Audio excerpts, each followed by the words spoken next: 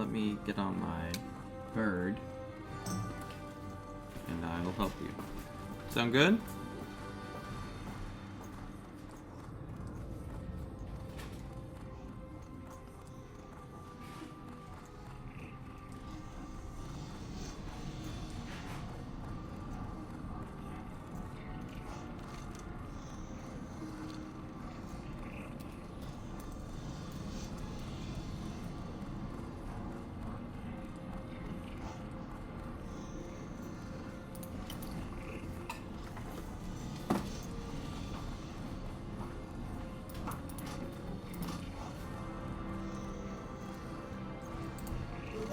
Dwarves might have fast steeds, but can those airy pink griffins stand the heat of the Great Forge?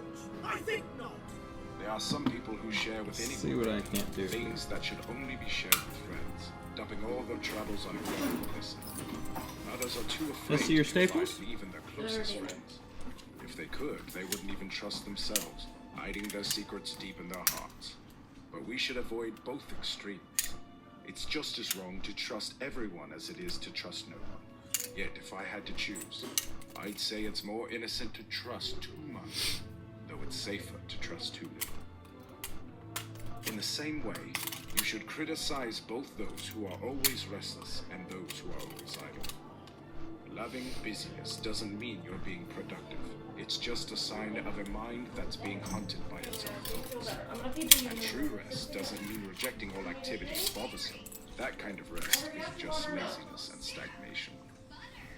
Remember this saying that I have found in my reading of Pomponius. Some people hide in dark corners so much that they see darkness even during the day. No, people should combine both tendencies. Those who rest should also take action, and those who take action should also rest. Talk to nature about it. She will tell you that she created both day and night. Farewell.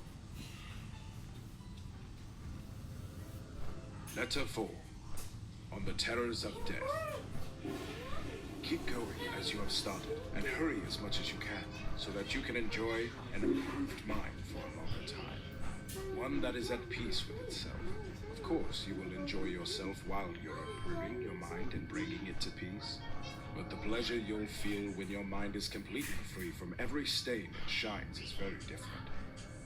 You remember the joy you felt when you put aside the clothes of boyhood and put on the toga of manhood, and you were led to the fore. But you can look forward to even greater joy when you set aside the mind of a boy and when wisdom considers you a man. Because what stays with us isn't boyhood, but something worse, childishness. This is even more serious because we have the authority and old age combined with the foolishness of childhood, and even the foolishness of infancy. Boys fear little things, children fear shadows, and we fear both. All you need to do is move forward, and you'll realize that some things are less scary simply because they cause us great fear. No evil is great if it's the last evil of all. Death comes. It would be something to dread if it could stay with you, but death must either not come at all, or else it must come and pass away. It's difficult, you might say, to bring the mind to a point where it can look down on life, but you don't see what little reasons make people scorn life. One person hangs himself in front of his lover's door, another jumps off a roof because he can't stand the insult of a bad-tempered master. A third, to avoid being caught after running away, stabs himself with a sword. Don't you think that virtue can be as effective as excessive fear? No one can live a peaceful life if they think too much about trying to live longer, or believe that living through many years is a great blessing. Think about this every day so that you can leave life peacefully. Many people cling to life like those who are swept away by a rushing stream, grabbing onto briars and sharp rocks. Most people are struck in misery, constantly wavering between the fear of death and the struggles of life. They don't want to live, but they also don't know how to die. For this reason, make your whole life enjoyable by getting rid of all worries about it. No good thing can make its owner happy unless their mind is at peace with the idea of losing it, and nothing is easier to lose with less discomfort than something that, when lost, cannot be missed. So strengthen and toughen your spirit against the misfortunes that can happen to even the most powerful people. For example, Pompey's fate was decided by a boy and a eunuch, and Crassus's fate by a cruel and arrogant Parthian. Gaius Caesar ordered Lepidus to offer his neck to the axe of the tribune Dexter, and he himself offered his own throat to Chiarea. No one has ever been so favored by fortune that she didn't threaten them as much as she had previously rewarded them. Don't trust her apparent calm. In a moment, the sea can be stirred to its depths. The very day ships have shown off in games, they can be swallowed by the sea. Remember that a robber or an enemy could cut your throat, and even though they aren't your master, any slave has the power of life and death over you. So I say to you, the person who doesn't care about their own life is the master of yours. Think of those who have died because of plots in their own homes, killed either openly or secretly. You'll see that just as many people have been killed by angry slaves as by angry kings. So why does it matter how powerful the person you fear is, when everyone has the power that causes you fear? But you might say, if you fall into the hands of the enemy, the conqueror will order you to be taken away. Yes, but only where you are already being led. Why do you deceive yourself and need to be told for the first time what fate you've been living under all along? Believe me, from the day you were born, you have been moving toward this end. We must think about this and similar thoughts if we want to be calm as we wait for that last hour, the fear of which makes all earlier hours uneasy. But I must end my letter. Let me share with you the saying that pleased me today. It's also taken from another man's teachings. Poverty, when it aligns with the law of nature, is great wealth. Do you know what limits that law of nature sets for us? Just to avoid hunger, thirst, and cold. To get rid of hunger and thirst, you don't need to bow down to the wealthy, or submit to their harsh looks or their humiliating kindness. Nor do you need to sail the seas or go to war. Nature's needs are easy to meet and close at hand. It's the unnecessary things that make people sweat, the unnecessary things that wear out our clothes, that force us to grow old in the military, that send us to foreign lands. What is enough is within our reach. The person who has made peace with poverty is rich. Farewell. Letter 5. On the Philosopher's Mean. I praise you, and I am happy that you are staying committed to your studies, and that you make it your goal each day to become a better person. Putting everything else aside, I don't just encourage you to keep it up, I actually beg you to do so. However, I must warn you not to behave like those who want to be noticed rather than to improve, by doing things that draw attention, like how you dress or how you live. Avoid wearing unattractive clothes, having messy hair and unkempt beard, openly despising silver dishes, sleeping on the bare ground, and any other strange forms of showing off. The name philosophy, even when practiced quietly, already draws enough criticism. And what would happen if we started separating ourselves from the customs of our fellow people? On the inside, we should be different in every way. On the outside, we should fit in society. Don't wear a toga that's too fancy, also not one that's too shabby. We don't need silver plates covered in gold, but we shouldn't think that not having silver and gold proves we live a simple life. We should try to live better than the average person, but not in a way that's completely different. Otherwise, we will scare away and push away the very people we are trying to improve. We might also cause them to be unwilling to imitate us in anything, because they are afraid they might have to imitate us in everything. The first thing philosophy aims to give is a connection with all people, in other words, kindness and sociability. We go against this goal if we make ourselves too different from others. We must make sure that the things we do to try to gain admiration are not ridiculous and unpleasant.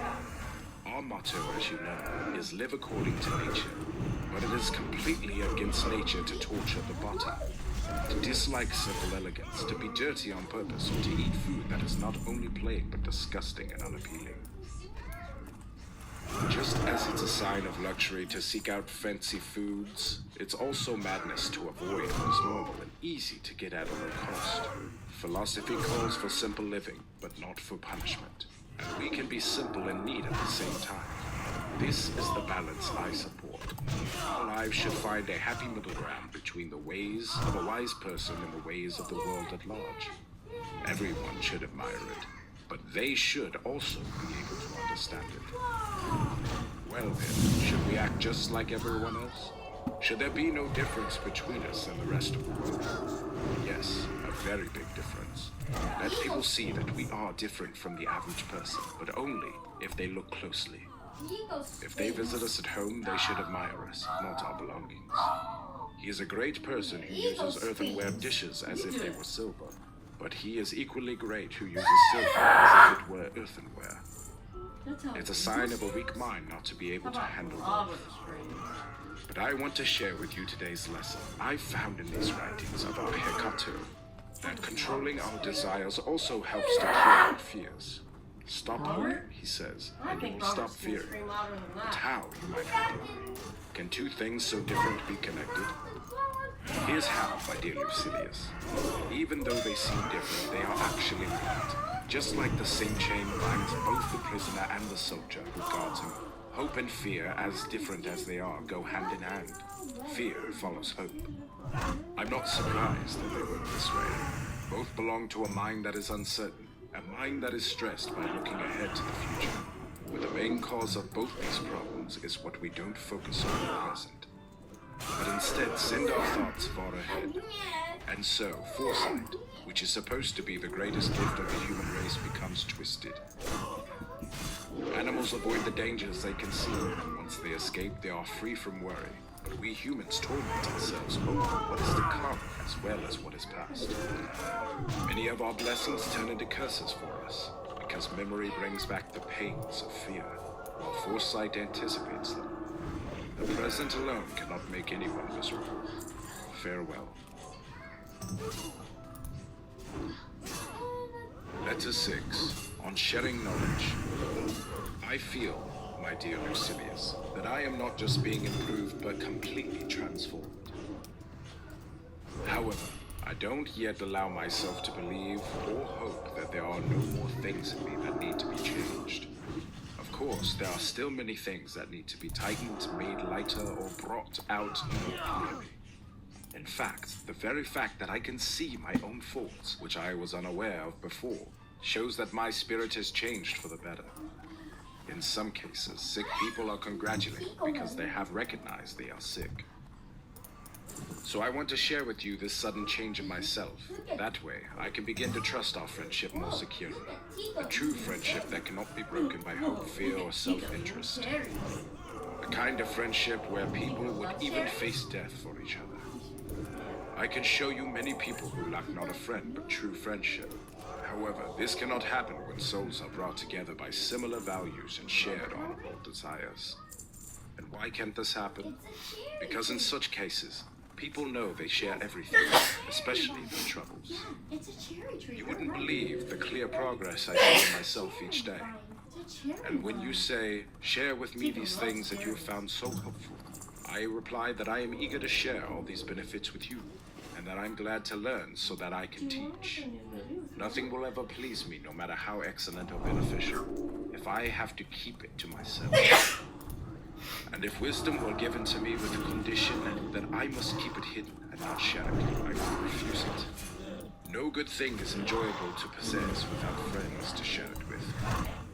So I will send you the actual books, and to save you time searching here and there for the best parts, I will mark certain passages so that you can go straight to the ones I admire and approve. But of course, the living voice and the closeness of a shared life will help you more than written words. You must come to where the action is. First, because people trust their eyes more than their ears. And second, because the journey is long if you follow instructions, but short and helpful if you follow the examples. Cleanthus couldn't have become the true image of Zeno if he had only listened to his lectures.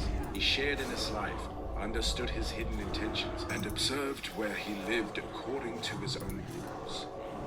Plato, Aristotle, and all other wise men who later went their separate ways gained more from the character of Socrates than from his words. It wasn't Epicurus's classroom, but living together under the same roof that made great men out of Metrodorus, Harmarchus, and Polyaenus.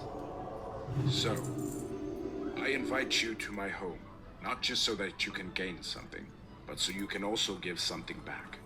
Because we can help each other greatly. Meanwhile, I owe you my small daily offering. Today, I was pleased by something I read in the writings of Hecato. He said, "What progress have I made? I have begun to be a friend to myself. That is indeed a great achievement. Such a person can never be lonely. You can be sure that someone like that is a friend to all people. Farewell." Letter 7. On crowds. Do you ask me what you should especially avoid? I say crowds, because right now you can't trust yourself to be around them safely. I'll admit my own weakness. I never came back home with the same character that I took with me when I went out. Something in me that I had calmed down gets disturbed. Some of the bad habits that I had overcome start coming back. It's like a sick person who has been weak for a long time and isn't strong enough to leave the house without getting worse again. We are like that when our souls are still recovering from a long-lasting illness. Being around crowds is harmful. There's no one who doesn't either attract us to some bad habit, making it seem okay, or infect us with it without us even realizing it. The larger crowd we mix with, the greater the danger, but nothing harms good character more than spending time at the games, because that's when bad behavior sneaks in through the pleasure we feel. What do I mean by that? I mean that I come home more greedy, more ambitious, more indulgent, and even more cruel and inhuman, because I have been among human beings. By chance, I attended a midday show, expecting to enjoy some fun, wit, and relaxation. A show where people's eyes get a break from watching others kill each other. But it was quite the opposite. The earlier fights seemed compassionate in comparison. Not all the playing around is gone, and it's pure killing. The men have no armor to protect them. They are completely exposed to blows and no one ever misses. Many people prefer this type of show to the usual pairs and matches. Of course they do. There's no helmet or shield to block the weapon. What's the point of armor or skill? All those do is delay death. In the morning, they throw men to lions and bears. At noon, they throw them to the spectators. The crowd demands that the killer face the man who will kill him in turn, and they always save the last winner for another slaughter. The outcome of every fight is death, and the methods are fire and sword. This goes on even when the arena is empty. You might say, but he was a highway murderer. He killed someone. So what, even if, as a murderer, he deserved this punishment?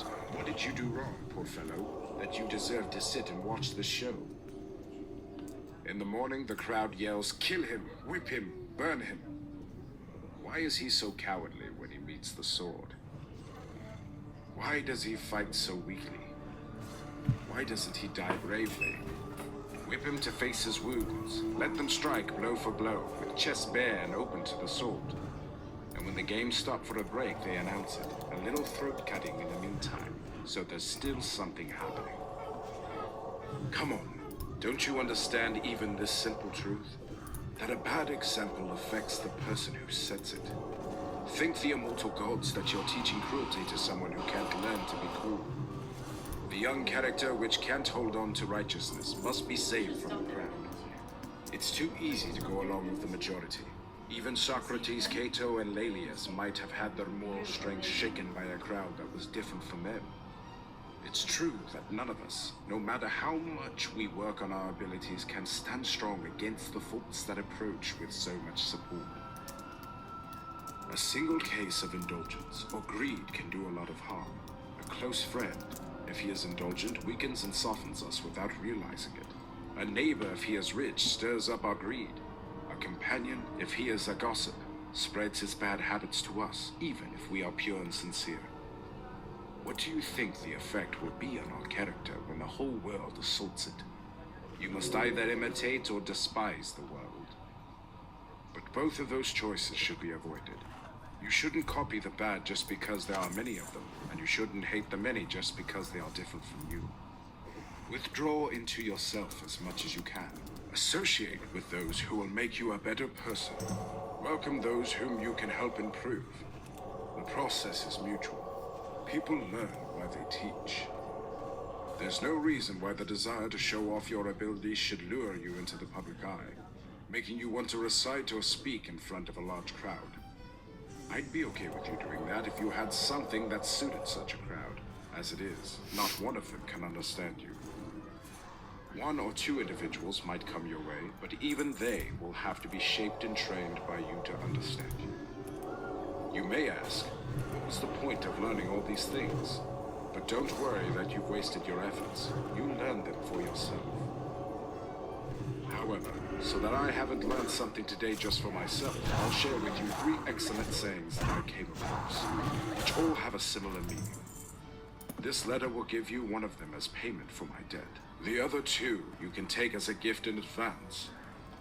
Democritus says, one man means as much to me as a crowd, and a crowd only as much as a man.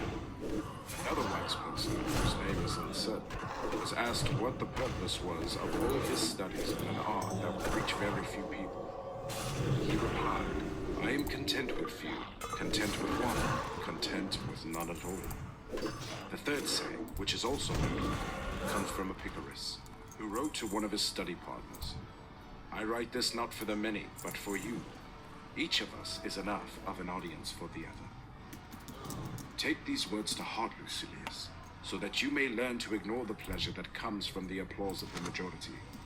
Many people may praise you, but do you have any reason to be pleased with yourself if you are a person whom the majority can understand? Your good qualities should be directed inward. Farewell. Letter 8. On the philosopher's seclusion. Do you tell me, you ask, to avoid the crowd, to withdraw from people, and to be content with my own thoughts? What about the teachings of your school, which tell us that a person should die while actively working? The course of action I seem to be suggesting to you now is that I shut myself away and lock the door, so that I can help a greater number of people. I never spend a day doing it. I use part of the night for study. I don't allow myself time for sleep. I only give in to it when I absolutely must. And when my eyes are too tired to stare, I still push them to keep working. I have withdrawn not only from people, but also from my own personal affairs. I am working for future generations, writing down some ideas that I have. There are some wise teachings, like prescriptions for useful medicine, that I am putting into writing because they have helped heal my own wounds. These wounds may not be completely cured, but at least they have stopped getting worse. I point others to the right path, which I find late in life, after being tired from wandering. I call out to them. Avoid whatever pleases the crowd. Avoid the gifts of fortune. Be cautious and doubtful of every good thing that chance brings you, because it's the dumb animals and fish that are tricked by tempting bait. Do you call these things the gifts of fortune? They are traps. Any of you who want to live safely should avoid as much as possible these traps of fortune, by which we humans, most unfortunate in this respect, are deceived. We think we are holding them, but they are holding us. Such a path leads us to dangerous heights, and living on such heights eventually leads to fall.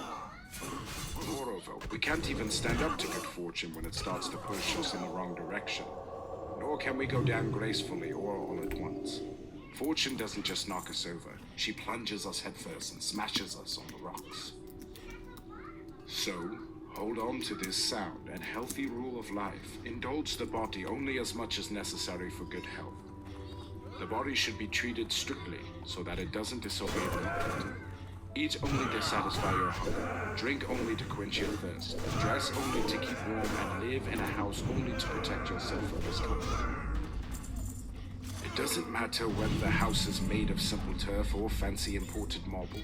Understand that a person is sheltered just as well by a thatched roof as by a roof of gold. Despise everything that is created by useless labor as an ornament or object of beauty.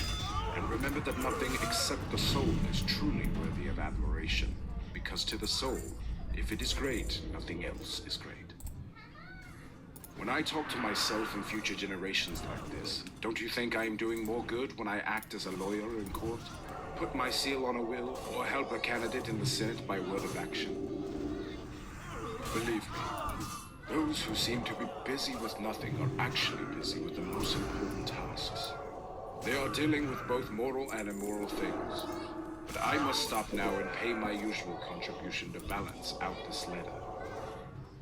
The payment won't come from my own thoughts today, as I am still reading Epicurus. Today I read this sentence in his works. If you want to enjoy real freedom, you must become a slave to philosophy. The person who submits and surrenders to her doesn't have to wait. He is freed immediately, but the very service of philosophy is freedom. You might ask me why I quote so many of Epicurus's wise sayings instead of quotes from our own school. But is there any reason why you should think of them as sayings of Epicurus and not as common wisdom?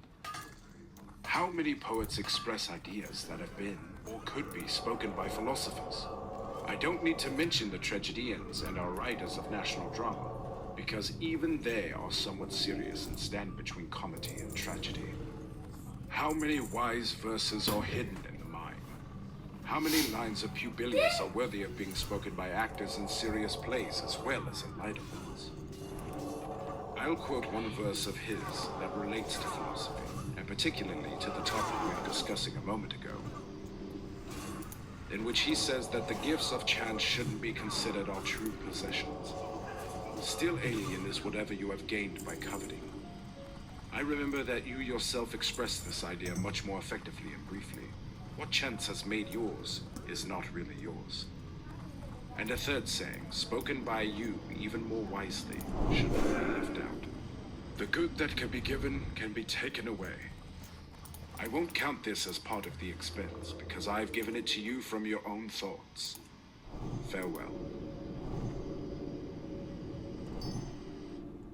Letter 9, on philosophy and friendship.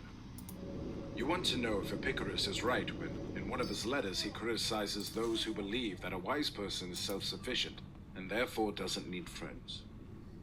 This is the criticism Epicurus makes against Stilbo and others who think that the highest good is a soul that doesn't feel anything. We run into a problem if we try to translate the Greek term lack of feeling with just one word in Latin, like impatientia. People might understand it in a way that is opposite to what we mean. We want to say that it's a soul that rejects any sensation of evil, but people might think we mean a soul that can't endure any evil. So, maybe it's better to say a soul that cannot be harmed, or a soul completely beyond suffering. There's a difference between our philosophy and the other school. Our ideal wise person feels their troubles but overcomes them. Their wise person doesn't feel them at all.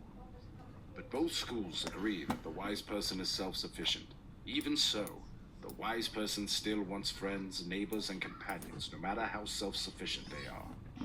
And notice how self-sufficient they are, because in certain situations, they can be content with just a part of themselves. If they lose a hand due to illness or war, or if an accident causes them to lose one or both of their eyes, they will be satisfied with what's left, taking as much joy in their impaired and injured body as they did when it was whole. But while they don't long for these parts if they lose them, they would prefer not to lose them. In this way, the wise person is self-sufficient, meaning they can do without friends, not that they want to do without them. When I say can, I mean they can handle the loss of a friend calmly. But they don't have to be without friends because it's within their power to make new ones quickly. Just as Phidias, if he loses a statue, can carve another right away. Our master in the art of friendship can replace a lost friend just as quickly. If you ask how someone can make a friend quickly, I'll tell you, as long as we agree that this can count as me paying my debt to you in this letter. Hecato says I can show you a love potion made by any drugs, herbs, or spells. If you want to be loved, there's great joy not only in keeping old established friendships, but also in starting and building new ones. There's a difference between making a new friend and already having one. Just as there's a difference between the farmer who sows seeds and the farmer who reaps the harvest. The philosopher Autolus used to say, it's more enjoyable to make a friend than to keep one. Just as it's more enjoyable for an artist to paint than to admire the finished painting. When you're busy and absorbed in your work, the work itself brings great pleasure. When you finish, the pleasure isn't as strong. In the case of our children, their young adulthood may bring greater rewards, but their childhood was sweeter. Let's get back to the question. The wise person, I say, is self-sufficient, but still deserves friends, if only to practice friendship, so that their noble qualities don't go unused. Not for the reason Epicurus mentions in the letter I quoted earlier. So that there's someone to sit by them when they're sick, to help them when they're in prison or in need. But rather, so that they can have someone whose sickbed they can sit by. Someone who is a prisoner that they can free. If someone seeks friendships only for their own benefit, they're making a mistake. Such friendships will end just like they began. Someone who became your friend because it benefited them will leave you as soon as it stops benefiting them. These are what we call fair weather friendships. A friend chosen for usefulness will only be a friend as long as they are useful. That's why successful people are surrounded by crowds of friends, but those who fail are left all alone. Their friends fleeing when they're needed most. We often see people who, out of fear, betray or abandon others. The way a friendship starts will determine how it ends. A person who becomes your friend because of what they gain will stop being your friend when the gain is gone. A person who is attracted to friendship for anything other than friendship itself will be drawn by some reward, not true loyalty. So, why do I make friends? To have someone I can die for? Someone I can follow into exile? Someone whose death I would risk my own life to prevent? The kind of friendship you describe is more like a business deal than a true friendship. It's based on convenience and looks only at the results. Without a doubt, the feeling of a lover is something like friendship. You could call it friendship-driven mad. Even though that's true, does anyone love for the sake of profit or advancement and fame? Pure love, indifferent to everything else, fills the soul with desire for the beautiful, but without hope that perfection will be returned. So can a more honorable cause lead to a less noble passion? You might say, we're not discussing whether friendship should be pursued for its own sake. But that's exactly what needs to be proven. If friendship is to be sought for its own sake, then even someone who is self-sufficient should seek it. How then, you ask, does he seek it?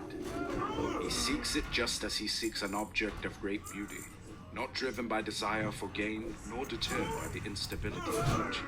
A person who seeks friendship for favorable conditions takes away all its nobility.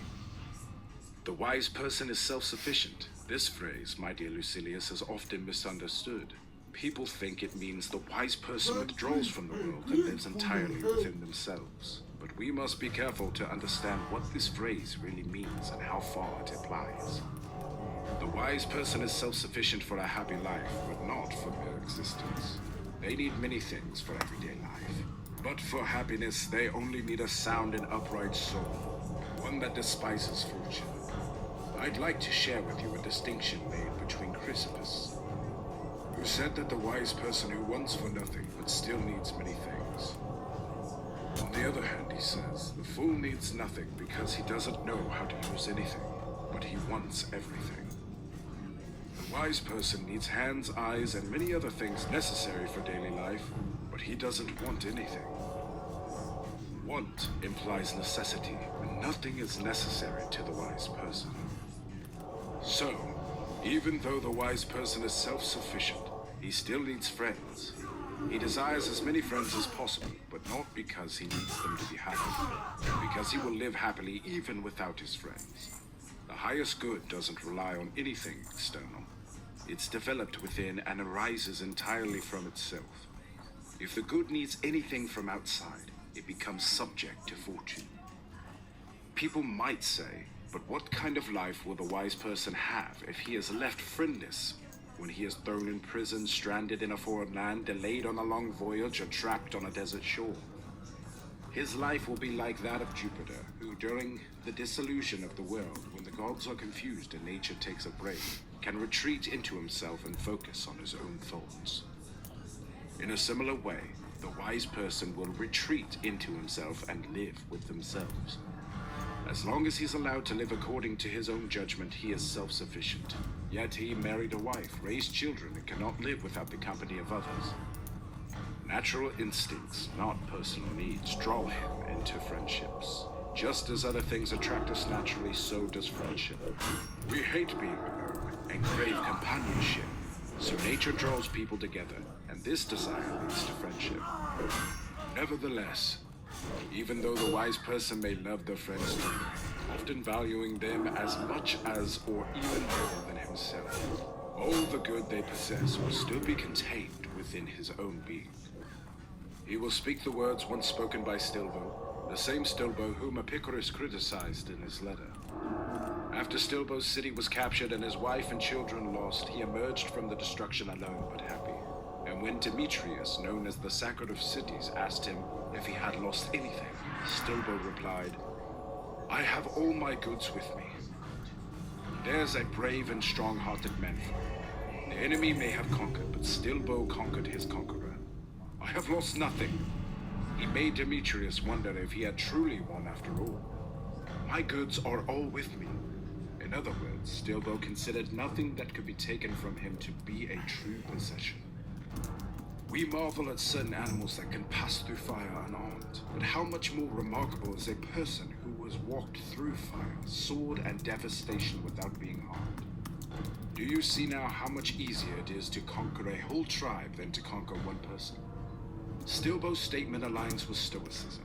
The Stoic can carry their goods undamaged through cities that have been burned to the ground because they are self-sufficient. These are the limits the Stoic sets on their happiness. But don't think that our school is the only one that can speak noble words. Epicurus himself, who criticized Stilbo, said something similar. Count this as something I'm adding to my account. Even though I've already settled my debt for today, he says, whoever doesn't see what they have as the greatest wealth is unhappy, even if they are the master of the whole world. Or if you prefer a different phrasing, since we should try to capture the meaning, not just the words, a person may rule the world and still be unhappy, even if they don't feel supremely happy. To show you that these ideas are universal and come naturally to us, you'll find a similar thought in one of the common poets. Unblessed is he who thinks himself unblessed. What does it matter what your condition is if you think it's bad? You may say, but what if a man, rich by dishonest means and a master of many, but a slave to even more, calls himself happy? Does that make him truly happy? It doesn't matter what one says, but what one feels. And not just how one feels on a particular day, but how they feel at all times. However, you don't need to worry that this great privilege of happiness will fall into unworthy hands. Only the wise person is pleased with what they have. Foolish is always troubled with dissatisfaction. Farewell. Letter 10. On living to oneself. Yes, I still hold my opinion. Avoid large crowds, avoid small groups, and even avoid being alone with just one person. I don't know anyone I would want you to share your time with, and this shows how much trust I have in you, because I dare to trust you with yourself. Crates, a student of Stilbo, whom I mentioned in the previous letter, once saw a young man walking by himself and asked him what he was doing alone. I am spending time with myself, the young man replied. Be careful, said Crates, and take good heed. You are spending time with a dangerous person. When people are grieving or scared, we often keep an eye on them to stop them from making bad decisions while they are alone.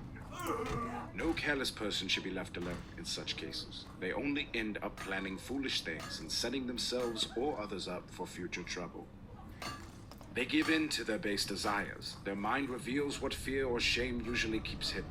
It sharpens their recklessness, stirs their passions, and fuels their anger. In the end, even the one benefit that solitude might offer, the habit of trusting no one and fearing no witnesses, is lost to the fool because they betray themselves. So, consider what my hopes are for you, or rather, what I am promising myself. Since hope is just the name of an uncertain blessing, I don't know anyone I'd rather have you spend time with than yourself. I remember how powerfully you expressed certain thoughts, and how strongly they were. I immediately congratulated myself and thought, these words didn't just come from the surface. They have a solid foundation. This man is not like the others. He truly cares about his own well-being. Speak and live this way. Make sure nothing holds you back. As for your past prayers, you can release the gods from answering them. Offer new prayers instead. Pray for a sound mind and good health. First for your soul and then for your body. And of course, you should offer these prayers often. Call upon God with confidence. You won't be asking for something that belongs to someone else. But as usual, I must send a little gift along with this letter. Here's a wise saying I found in Athenodorus. You know you are free from all desires when you reach the point where you can pray to God for nothing except what you could pray for openly. But how foolish people are today. They whisper the most shameful prayers to heaven. But if anyone is around to hear, they go silent. They tell God things they would never want other people to hear. Don't you think this advice would be helpful to you? Live among people as if God is watching you. Speak with God as if everyone is listening. Farewell. Letter 11. On the blush of modesty. Your friend and I had a conversation. He is a talented person. His very first words showed the spirit and understanding he has and the progress he has already made. He gave me a glimpse of his potential, and I'm sure he will live up to it. He spoke not with preparation, but was caught off guard. When he tried to collect himself, he could hardly hide his blush, which is a good sign in a young man. The blush that spread over his face seemed to come from deep within, and I am sure this habit of blushing will stay with him even after he has straightened his character, removed all his faults, and become wise. No amount of wisdom can remove the natural tendencies of the body. What is inborn can be toned down by training, but not completely overcome. Even the most confident speaker often breaks into a sweat in public, as if he has overexerted himself. Some people's knees tremble when they rise to speak. I know of some whose teeth chatter, whose tongues falter, and whose lips quiver. Training and experience can never fully remove this habit.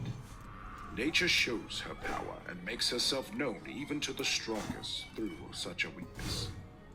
I know that blushing too is a habit like this, suddenly spreading over the faces of even the most dignified people. It is more common in youth because of the warm blood and sensitive skin, but both experienced and older people are affected by it. Some people are at their most dangerous when they blush, as if all their shame is leaving them. Sulla, for example, was in his fiercest mood when his cheeks reddened. Pompey had a very sensitive face. He always blushed when he was in front of a crowd, especially at public gatherings. I also remember Fabianus blushing when he appeared as a witness before the Senate, and his embarrassment suited him very well. This habit is not due to weakness of mind, but to the novelty of the situation. An inexperienced person is not necessarily confused, but they are usually affected because this habit comes from the body's natural tendencies. Just as some people are full-blooded, others have quick and active blood that rushes to their faces instantly. As I mentioned, wisdom can never completely remove this habit. If it could erase all our faults, it would rule the universe. Whatever is given to us by birth and by the makeup of our bodies will stay with us, no matter how hard or long the soul might try to control itself. We cannot stop these feelings any more than we can summon them. Actors in a theater who imitate emotions like fear and nervousness or sorrow try to imitate bashfulness by hanging their heads, lowering their voices, and keeping their eyes on the ground. But they cannot make themselves blush. Blushing cannot be controlled or forced. Wisdom will provide a remedy or help against it. It comes and goes on its own, and we have no control over it. My letter needs a closing thought. Listen to and remember this useful and wise advice. Admire someone of high character and keep them always in your mind, living as if they are watching you, and guiding all your actions as if they see them. This My dear Lucilius, is the advice of Epicurus. He has wisely given us a guardian and a guide. We can avoid most mistakes if we imagine we have a witness with us when we are tempted to do wrong. The soul should have someone it respects, someone whose authority makes even its inner thoughts more honorable. Happy is the person who can make others better, not only when they are together, but even when they are in their thoughts. And happy also is the one who respects someone enough to calm and guide themselves by remembering them. A person who can respect another will soon be ready of respect themselves. So, choose a role model like Cato, or if Cato seems too strict, choose Laelius, who had a gentler spirit. Choose someone whose life, conversation, and expression have impressed you. Picture them always as your protector or your guide, for we all need someone whom we can shape our character. You can never straighten something that is crooked unless you use a ruler. Farewell. Letter 12. On old age. Wherever I look, I see signs that I'm getting older. I recently visited my country house and complained about the money being spent on fixing the old building. My caretaker defended himself, saying that the damage wasn't due to his carelessness. He was doing everything he could, but the house was just old. And this is the house that was built during my lifetime. What does the future hold for me if things that are as old as I am are already falling apart? I got angry and took the first chance to vent my frustration in front of the caretaker. It's obvious, I said, that these plane trees are being neglected. They have no leaves. The branches are twisted and shriveled, and the trunks are rough and unkempt. This wouldn't happen if someone loosened the soil around them and watered them. The caretaker swore by my guardian deity that he was doing everything possible and never stopped trying, but the trees were just old. The truth is, I had planted those trees myself, and I remember seeing them when they first sprouted leaves. Then I turned to the door and asked, "Who is that old broken-down man? You did well to put him by the entrance because he looks like he's ready to leave this world. Where did you find him? Why did you bother to bring someone else's dead back to life?" But the servant said, "Don't you recognize me, sir? I'm Felicio. You used to bring me little toys. My father was Philocitus, the steward, and I was your favorite slave." I thought, the man is crazy. Has my favorite slave become a little boy again? But I guess it's possible. His teeth are just now falling out. It was at my country house that I realized how old I was, no matter where I looked. We should appreciate and love old age because it's full of pleasure if you know how to use it. Fruits are most delicious when they're almost overripe. Youth is most charming at its close. The last drink delights the drinker, the one that finally makes him fully drunk. Each pleasure saves the best for last. Life is most enjoyable when it's on the downward slope but hasn't yet reached the steep decline. I believe that the time of life that stands on the edge of the roof, so to speak, has its own pleasures. Or maybe the very fact that we no longer crave pleasures has taken the place of the pleasures themselves. It's comforting to be free of desires and have done with them. But you might say it's a nuisance to be constantly facing death. Death, however, should be faced by both young and old alike. We aren't summoned to die according to our age on the Cenas list. Besides, no one is so old that it would be wrong for them to hope for another day of life. It's a beautiful And song. remember, each day is a step on life's journey. Our life is divided into parts. It's made up of large circles enclosing smaller ones. One circle covers our whole life, from birth to death. Another circle limits our young adulthood. A third circle contains our childhood.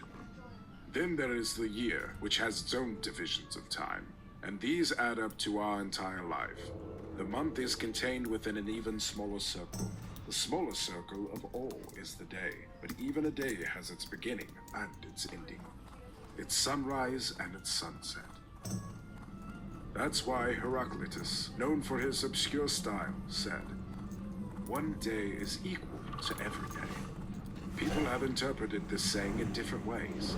Some think it means that all days have the same number of hours, which is true if by day we mean a 24-hour period. where the night makes up for what the day loses. Others believe that one day is equal to all days because every long span of time contains the same elements found in a single day, namely light and darkness. Even in eternity, the difference is not in what happens but in how many times it happens. So every day should be lived as if it's the last in our life, as if it rounds out and completes our existence. Defias, who ruled Syria for a long time, used to hold a mock funeral for himself every day. He would have a burial feast with wine and all the usual ceremonies, and then he would have himself carried from the dining room to his bedroom, while eunuchs applauded and sang in Greek. He has lived his life. He has lived his life. Defias had himself carried out to burial every day, but we should do the same thing, the good motive, not a foolish one. Let's go to sleep with joy and gladness, saying, I have lived. The course that fortune set me for is finished, and if God is pleased to give us another day, we should welcome it with happy hearts. The happiest person is the one who can face tomorrow without fear. When a person can say, I have lived, every morning they wake up, they receive a bonus. But now I should close my letter. What, you ask? Will it come to me without any little gift? Don't worry, it brings something. Actually, it brings a lot. For what is more valuable than this saying, which I am sending with this letter? It is wrong to live under constraint, but no one is forced to live under constraint. Of course not. There are many easy and simple paths to freedom all around us, and let's thank God that no one can be kept alive against their will. We can reject the very things that hold us. But you might say, Epicurus said those words. Why are you using someone else's thoughts? I believe that any truth is my own property, and I'll keep sharing quotes from Epicurus with you so that all those who value the speaker more than the words may understand that the best ideas belong to everyone. Farewell. Thanks, lovely. Letter 13. On groundless fears. I know you have plenty of spirit. Even before you started filling your mind with wise sayings that help you overcome obstacles, you were proud of your fight with fortune. And now that you confronted fortune and tested your strength, this is even more true. We can't truly trust our abilities until we've faced many difficulties and sometimes even been beaten by them. It's only in these moments that our true strength can be tested. The strength that refuses to be controlled by things outside ourselves. This is the true test of such a spirit.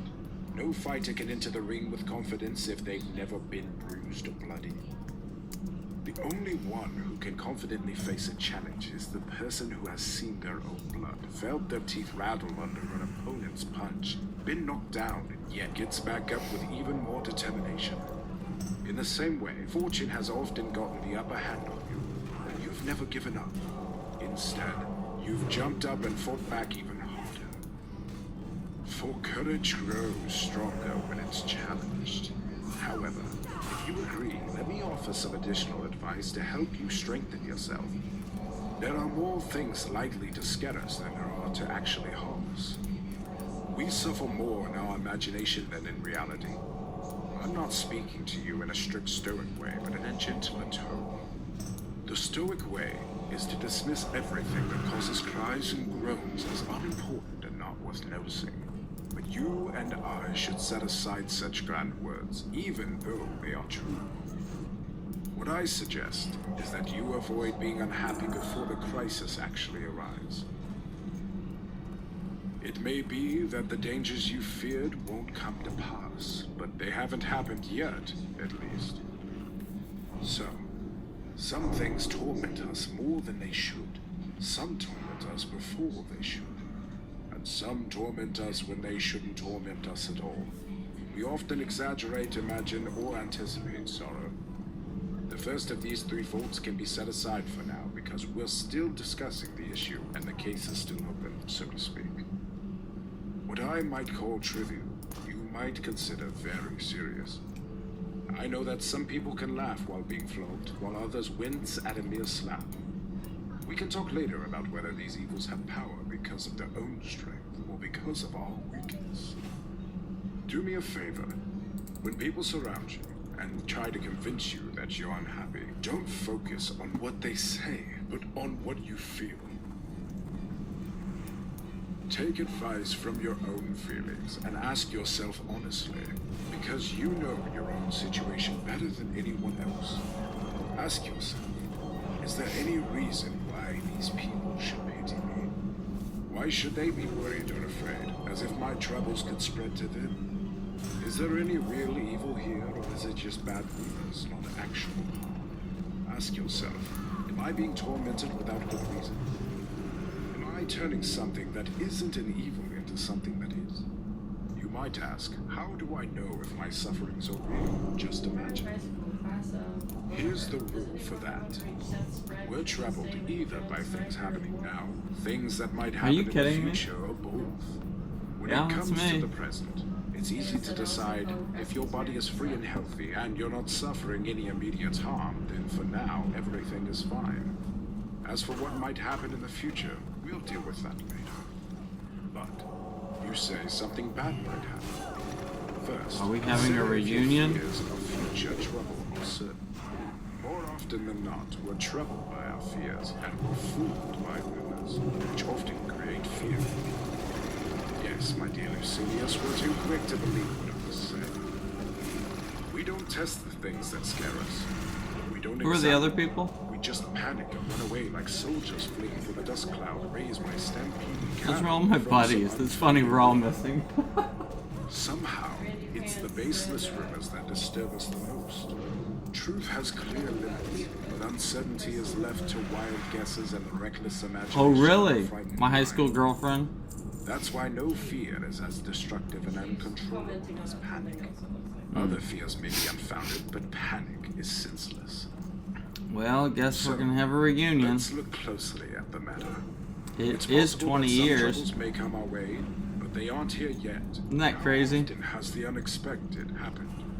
How often has the expected never occurred? Even if it is destined to happen, what good does it do to rush out to meet your suffering? You'll suffer soon enough when it arrives. So in the meantime, hope for better things. What do you gain by doing this? Time? Many things can happen in the meantime that might delay, end, or shift the trials that are near or even right in front of you. A fire might open up a way to escape. People have been gently let down by a disaster. Sometimes the sword is stopped even at the victim's throat. Some have survived their own executioners. Even bad luck is unpredictable. Maybe it will come. Maybe it won't. In the meantime, it's not here yet, so look forward to better things. The mind sometimes creates false fears when there are no real signs of danger. It misinterprets a vague word or imagines a small grudge to be more serious than it is, focusing not on how angry someone is, but on what they might do if they stay angry. But life is worth living if we allow our fears to grow to their fullest extent. In this case, let wisdom guide you, and face your fears with a strong spirit, even when they seem very real. If you can't do this, then balance your fear with hope. There's nothing so certain among the things we fear that it isn't even more certain that our fears often fade into nothing and our hopes are often misleading. So weigh your hopes and fears carefully, and when everything is uncertain, choose to believe what you prefer. And if fear still seems stronger, lean toward hope anyway, and stop tormenting your soul. Remember that most people, even when trouble is actually present or certain to happen in the future, still get excited and anxious. No one stops themselves when they start to panic. No one measures their fear against the truth.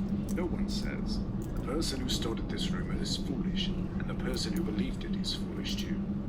We let ourselves be blown around by every breeze. We're frightened by uncertainties, as if they were certainties. We don't know how to be moderate. The smallest thing can tip the scales and throw us into panic. But I'm almost ashamed to either scold you harshly or try to comfort you with the mild remedies. Let someone else say maybe the worst won't happen. You You should say to yourself, so what if it does happen? Let's see how it goes. Maybe it will turn out to be the best thing for me. Maybe this kind of death will bring honor to my life. Socrates was honored by the cup of hemlock he drank. If you take away Cato's sword, which defended his freedom, you take away a large part of his glory. I've gone on far too long. Considering that you need reminding rather than lecturing, the path I'm leading you on is no different from the one your nature already led you on. You were born to live the way I'm describing. That's all the more reason why you should grow and perfect the qualities you already have. Now, to close my letter, I'll leave you with a final thought. As usual, a wise saying for you to reflect on. The fool, with all his other faults, also has this one. He is always getting ready to live. Think about what this means, my dear Lucilius, and you'll see how absurd it is that people keep laying new foundations for their lives every day, building up fresh hopes even when they are on the brink of the grave. Look into your own mind for examples. You'll find old men who are just now preparing themselves for a political career, or for travel, or for business. And what could be more ridiculous than getting ready to live when you're already old? I wouldn't mention the author of this saying, except that it's not very well known and isn't one of those popular sayings by Epicurus that I've praised and shared with you. Farewell. Letter 14. Reasons for withdrawing from the world. I admit that we naturally care about our bodies.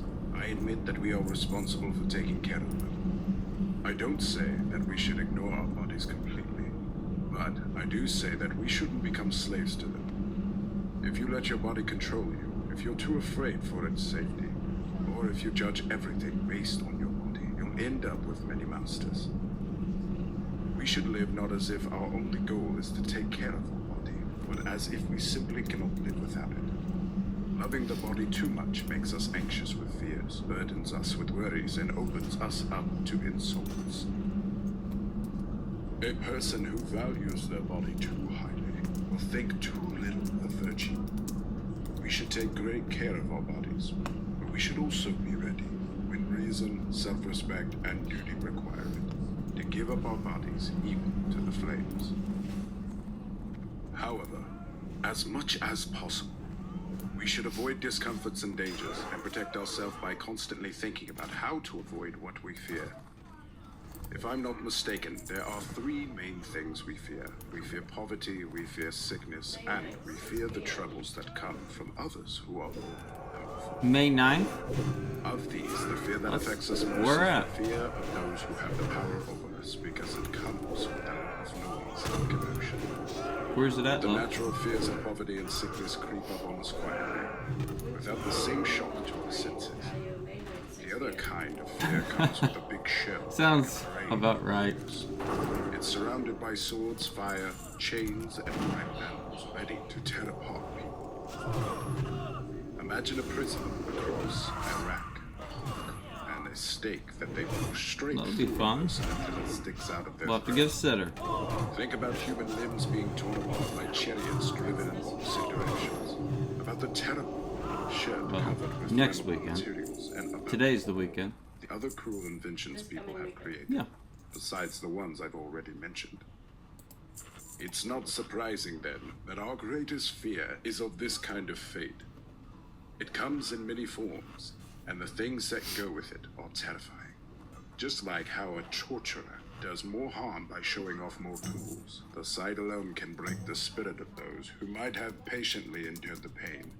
In the same way, the things that control and overpower our minds the most are the ones that make a big display. Those other troubles are, of course, no less serious. I mean things like hunger, thirst, stomach ulcers, and fevers that burn us from the inside. However, these problems are hidden. They don't make a big show or announce themselves loudly, but the visible large displays, like massive armies, win because of their showiness and their equipment. Therefore, we should make sure to avoid causing offense. Sometimes we should fear the people around us, or sometimes a group of powerful leaders in the Senate. If the government is run in such a way that these ladders have most of their control, other times we should be wary of the individuals who have been given power by the people and against the people. It's exhausting to try to keep the friendship of all these people. It's enough not to make them your enemies. So the wise person will never prefer those in power. They will even change their course, just as they will steer a ship away from a storm. When you traveled to Sicily, you crossed the straits. The reckless captain ignored the dangerous south wind, the wind that churns up the Sicilian sea and creates rough currents. He aimed not for the shore on the left, but for the coast near where Charybdis churns the waters. A more careful captain, however, asks those who know the area about the tides and the meaning of the clouds. He steers far away from the region known for its dangerous whirlpools. Our wise person does the same. They avoid a powerful person who could harm them, making sure not to seem like they are avoiding them, because part of staying safe is not making it obvious that you're trying to stay safe. What you avoid, you condemn. We should, therefore, look around and see how we can protect ourselves from the masses. First of all, we should have no desires like theirs, because rivalry leads to conflict. Also, we should own nothing that can be taken from us to the great benefit of someone plotting against us. Keep as little valuable property on you as possible. No one sets out to kill someone just for the sake of killing. At least, very few do. Most murderers are after profit, not just driven by hate. If you're empty-handed, the highwayman will pass you by. Even on a dangerous road, the poor can travel in peace. Next, we must follow the old saying and avoid three things with special care: hatred, jealousy, and scorn. Only wisdom can show you how to do this. It's not hard to find the right balance. We must be careful not to let the fear of jealousy make us into objects of scorn. We should be cautious not to crush others, but also not let them think they can crush us. The power to make others afraid has caused many to live in fear themselves. We should withdraw in every possible way. It's just as harmful to be scorned as it is to be admired. One must therefore take refuge in philosophy. This pursuit, in the eyes of both good people and those who are only moderately bad, is a kind of protective emblem. Public speaking or any other activity that draws public attention wins enemies for a person, but philosophy is peaceful and minds its own business. People can't scorn it. Every profession honors it, even the lowest among them. Evil can never grow strong, and nobility of character can never be so attacked that the name of philosophy will stop being respected and sacred. Philosophy itself, however, should be practiced with calmness and moderation. Very well, you might say, but do you consider Marcus Cato's philosophy to be moderate? Cato's voice tried to stop a civil war. Cato stepped in between leaders mad with power. When someone attacked Pompey and the others attacked Caesar, Cato stood up to both sides at once. But one might question whether at that time a wise person should have taken any part in public affairs. They'd ask, "What are you doing, Marcus Cato?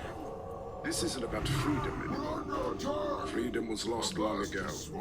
The question is, who control the state, Caesar or Pompey?" What's that, Lovey? Why should you take sides in that fight? It's not your business. A tyrant is being chosen. It's cold up. What does it matter to you who wins?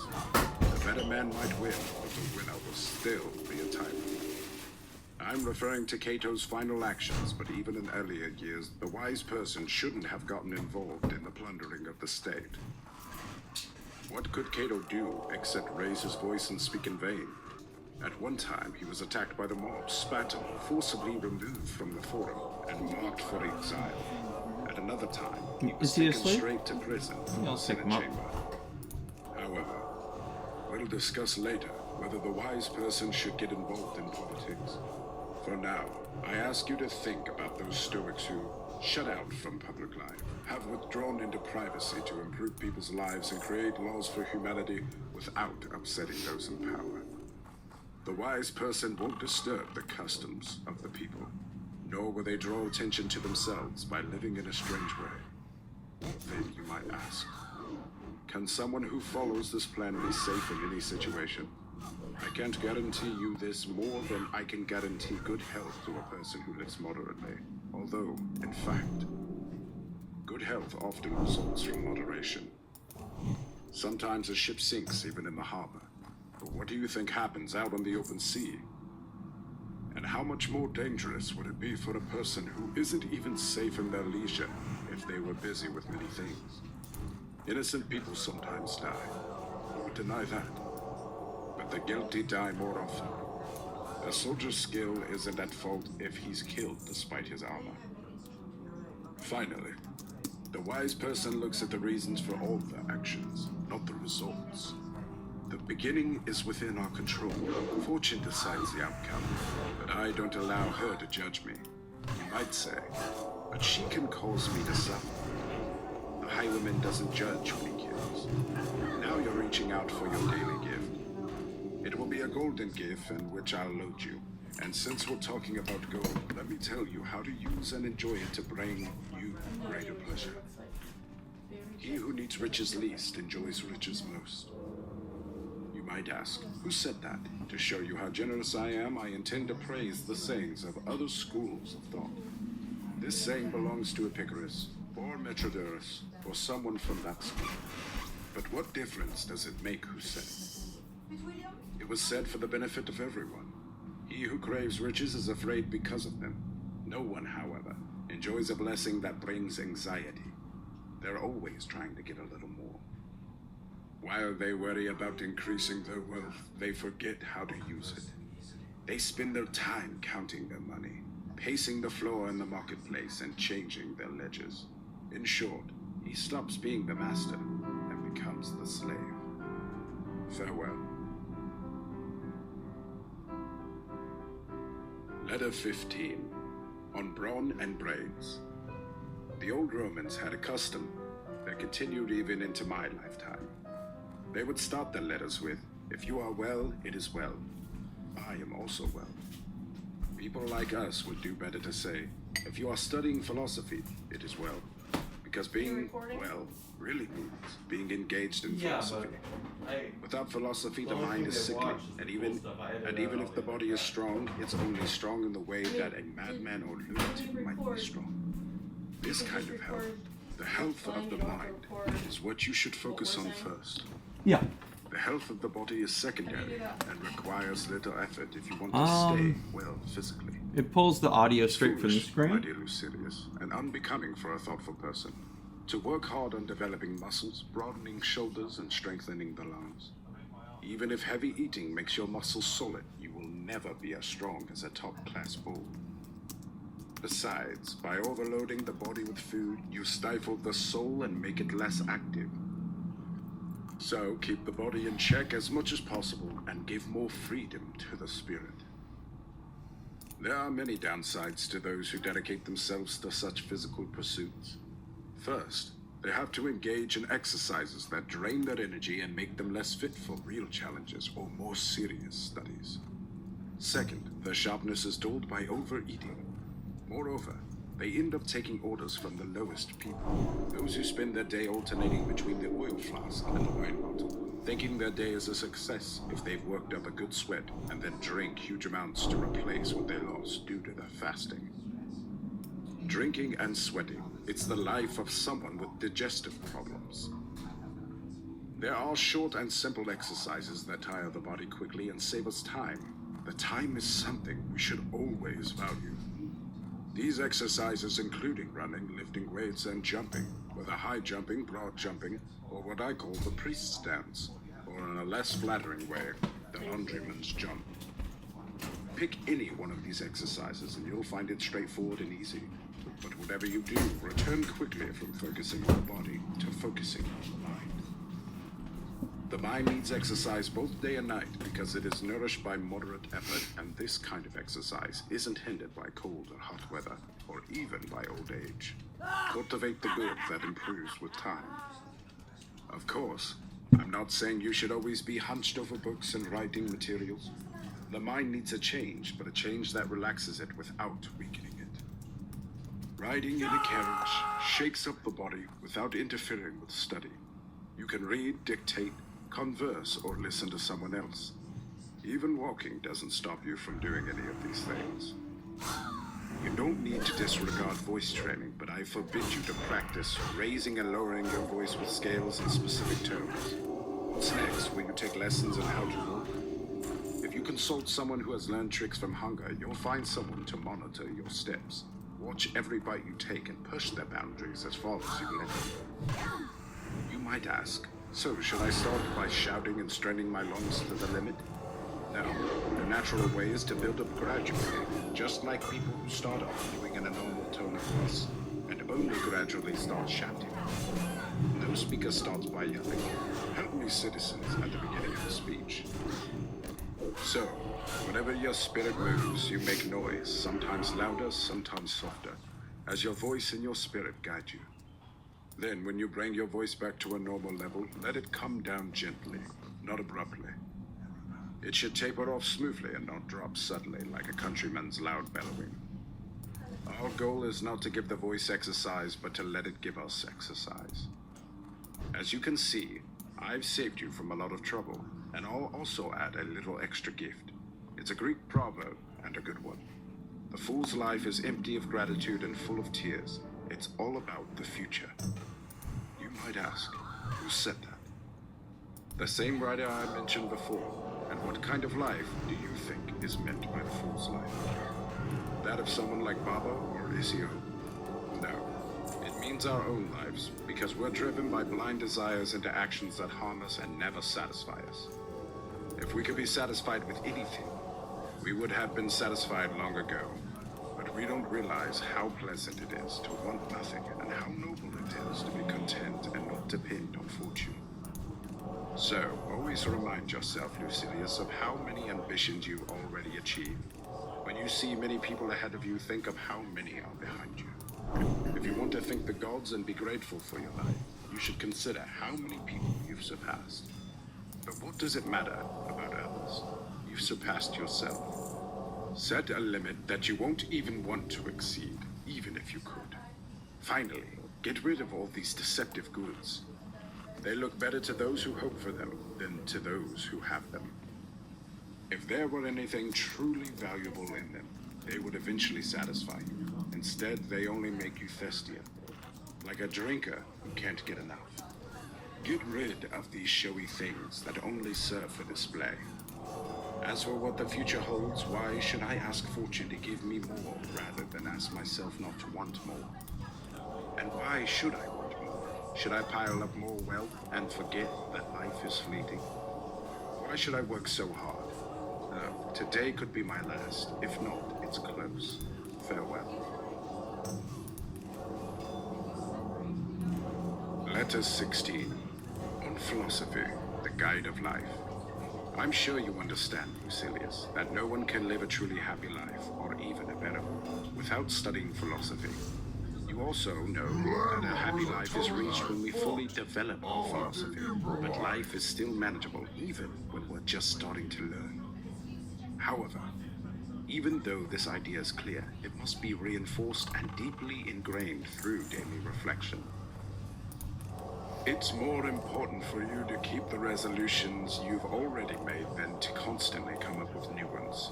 You must keep going, building new strength through continuous study, until what is now just a good intention becomes a firmly settled purpose. So, you don't need to come to me with lots of words and promises. I know you've made great progress. I understand your feelings and know that your words are sincere. Still, I'll tell you what I think. I have hopes for you, but not yet complete trust. I hope you take the same attitude towards yourself. There's no reason to trust yourself too quickly and too easily. Imagine yourself, watch yourself closely, and especially see whether you've made progress in philosophy or just in life itself. Philosophy is not a show for the public. It's not something done for appearances. It's about actions, not just words. Philosophy isn't meant to fill the day with amusement or to relieve the boredom of our free time. It shapes and builds the soul, directs our lives, guides our actions, and shows us what we should do and what we should avoid. It steers our course when we're uncertain. Without philosophy, no one can live without fear or have peace of mind. Many things happen every day that require advice, and that advice should come from philosophy. Someone might say, how can philosophy help me if fate controls everything? What good is it if God rules the universe? What good is it if a chance governs everything? If everything is predetermined, we can't change it. And if everything is random, we can't plan for it. Whether fate, God, or chance is in control, we still need philosophy. Philosophy will encourage us to obey God cheerfully and defy fortune with courage. It will teach us to follow God's lead and endure whatever chance throws at us. But I don't want to get into a debate about what's within our control. Whether everything is predetermined, or if events drag us along, or if sudden unexpected things rule our lives. Instead, I return to my advice. I don't let the fire in your spirit weaken or grow cold. Hold on to it and make it strong, so that what is now just a spark becomes a lasting flame in your mind. If I know you well, you've probably been trying to figure out from the start what little piece of wisdom this letter offers. Look closely, and you'll find it. Don't be too impressed with my skill. For now, I'm mostly sharing the philosophy of others. But why say others? Anything well said by anyone is mine. Here's something from Deadmines. If you live according to nature, you will never be poor. If you live according to opinion, you will never be rich. Nature's needs are simple, the demands of opinion are endless.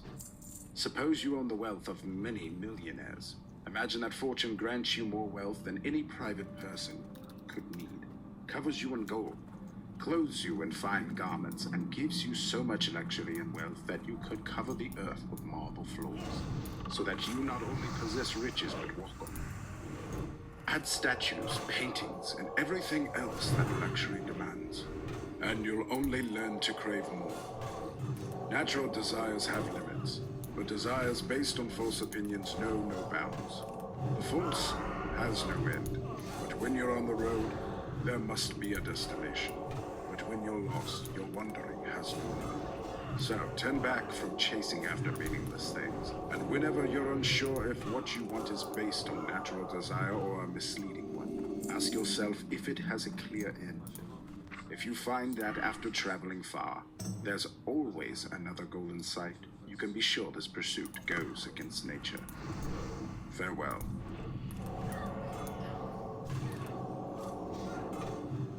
Letter 17. On philosophy and riches. If you are wise, you should get rid of anything that holds you back. Actually, you should do it so that you can become wise. Focus all your energy and effort on having a healthy mind. If something is stopping you, either untangle it or cut it loose. You might say, but my poverty is slowing me down. I want to make sure I have enough so that when I retire, I won't be burdened by poverty or be a burden to others.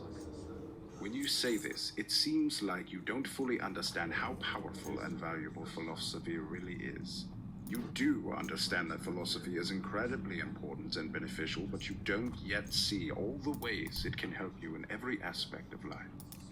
To put it in Cicero's words, philosophy helps us not only in big matters, but also in small ones. Take my advice. Consult wisdom. She will tell you not to spend all your time on financial matters. You're probably thinking that by delaying your studies, you're making sure you won't have to worry about poverty. But what if poverty is actually something to be desired? Riches have kept many people from gaining wisdom. While poverty frees you from many worries, when the alarm sounds, the poor man knows that no one's targeting him. When there's a shout of fire, he only needs to find a way out and doesn't worry about saving his possessions. If a poor man has to go to sea, the harbor isn't crowded with his followers, nor are the docks bustling with people serving just him. A poor man isn't surrounded by a crowd of slaves whose mouths the master must feed with crops from faraway lands. It's easy to fill a few stomachs when they are trained to only want food. Hunger is cheap. Being picky is expensive. Poverty is satisfied with just meeting basic needs. So why should you reject philosophy as a companion? Even rich people try to live like philosophers when they are thinking clearly. If you want to have free time to think, you should either be poor or live like you are. Studying can't help you unless you make an effort to live simply, and living simply is like choosing to be poor. So stop making excuses like, I don't have enough yet. Once I have enough, then I'll focus entirely on philosophy. But actually, this goal you're putting off and treating as less important should come first. You should start with it. You might reply, but I want to make sure I have something to live on. Yes, but learn while you are doing that. Because if something stops you from living a noble life, nothing can stop you from dying nobly. Poverty shouldn't pull us away from philosophy, and neither should extreme need. When you're chasing after wisdom, you should be willing to endure even hunger. People have endured hunger when their cities were under siege, and what did they get as a reward? They avoided falling into the hands of the enemy. How much greater is the reward of getting everlasting freedom and knowing that you don't have to fear either God or man? Even if we're starving, we must reach that goal. Armies have endured all kinds of hardships, living on roots and eating food so terrible we don't even want to talk about it. They went through all that to win a kingdom, and what's even more amazing, to win a kingdom that would end up belonging to someone else. So will anyone hesitate to endure poverty to free their mind from madness? Therefore, you shouldn't aim to get richer. You can reach philosophy without needing money for the future. That's true. After you have gained everything else, will you then wish to gain wisdom too? Should philosophy be the last thing you think about in life, like an afterthought? No. Your plan should be this. Be a philosopher now, whether you have anything or not. Because if you do have something, how do you know you don't already have too much? But if you have nothing, seek understanding first before anything else. You might say, but I won't have the necessities of life. First of all, you can't really lack them, because nature requires so little, and a wise person adjusts their needs to match what nature requires.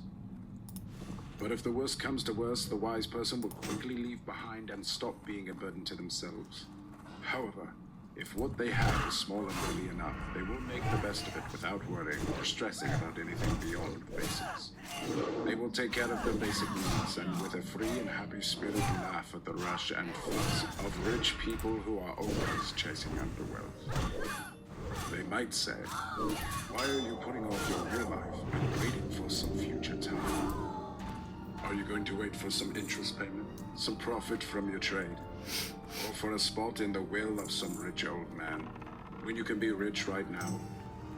Wisdom offers wealth immediately, and gives it to those who have learned to see wealth as unnecessary. These words apply to others, but you are closer to being rich. If you change the time you live in, you already have too much. She was pregnant But senior year. every time, what She's is older enough than me. stays the same. I could in my letter here, She's older. if I hadn't gotten you into the habit of expecting more.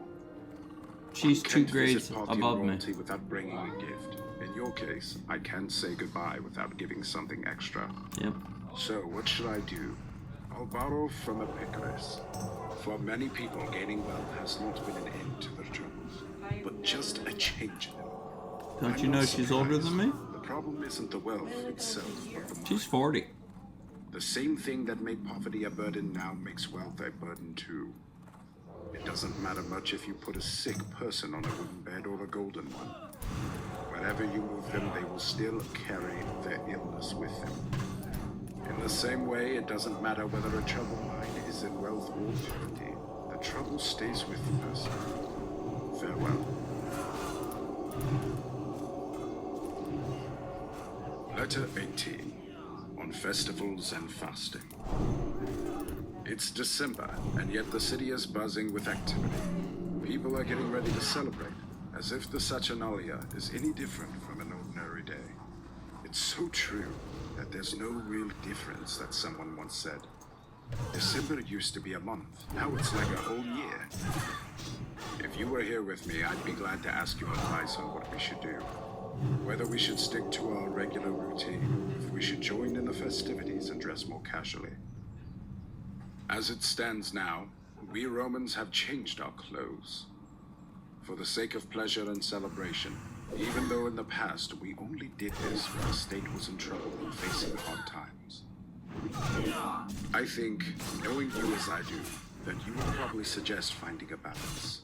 You'd probably want us not to be exactly like the partying crowd, but also not completely different from them. Maybe this is the right time to test our own self-discipline by avoiding pleasures while everyone else is indulging. This would be the best way to prove our inner strength. By not seeking out things that tempt us to luxury, and by not being led to them. It takes more courage to stay sober and in control when everyone around you is drunk and losing themselves. But it takes even more self-control to not withdraw and to do what the crowd is doing, but in your own way. Without standing out and without completely blending in, you can still enjoy a holiday without going overboard. I'm so determined to test your willpower that I want to give you a challenge based on the teachings of great philosophers. Set aside a few days where you only eat the simplest, cheapest food and wear rough, plain clothing. During this time, keep asking yourself, is this what I was so afraid of? It's exactly when life is easy that we should prepare ourselves for harder times.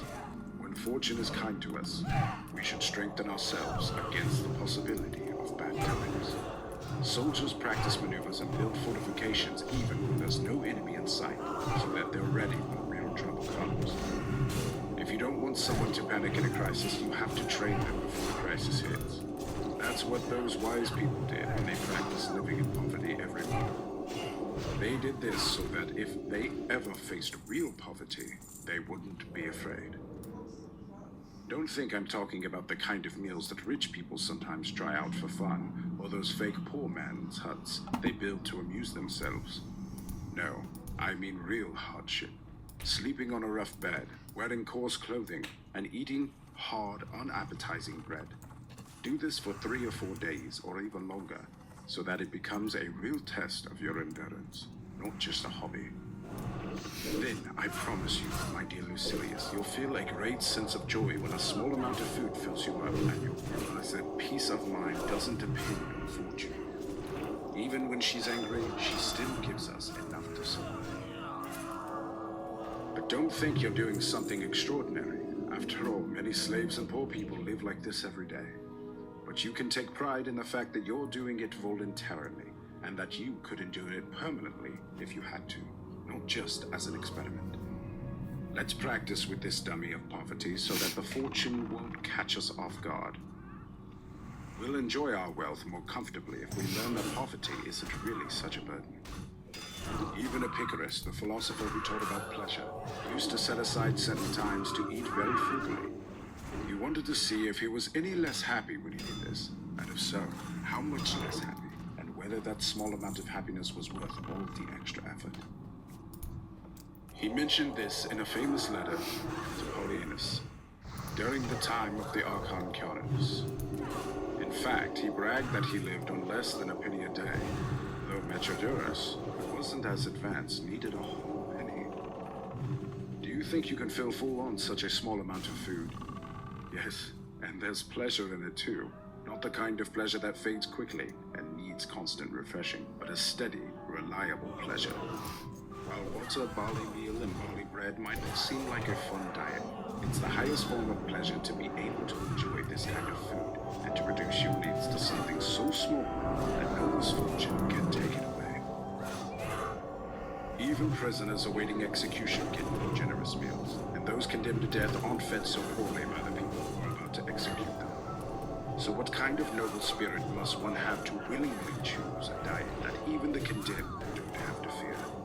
This is truly preparing yourself for the worst that fortune can throw at you. Start following the example of these men, and set aside certain days where you step away from your regular life and make do with them. Get to know poverty as if you're doing business with it. Dare, my friend, to turn away from the sight of wealth, and shape yourself to be close to the divine. For only the person who has scorned wealth is close to God. Of course, I'm not saying you can't own wealth, but I want you to reach a point where you own it without fear. You can only do this by convincing yourself that you can live just as happily without it as you do with it, and by always remembering that wealth can slip away at any moment. But now I need to wrap up this letter. Settle your debts first, you might say, so here's a payment from Epicurus. Uncontrolled anger leads to madness. You know how true this is, especially if you've ever had slaves or enemies. But really, this emotion can flare up against anyone. It can come from love as much as from hate, and it can show itself in both serious matters and in jokes. And it doesn't matter how big the reason for your anger is. What matters is the kind of person it affects. It's like fire. It doesn't matter how big the flame is. What matters is what it lands on. Strong, solid wood can resist even a large fire, while dry, flammable stuff can turn the smallest spark into a huge blaze. It's the same with anger, my dear Lucilius. The result of great anger is madness, so we should avoid anger, not just to avoid going too far, but to keep our minds healthy. Farewell. Letter 19, on worldliness and retirement. I feel really happy whenever I get letters from you, because they fill me with hope.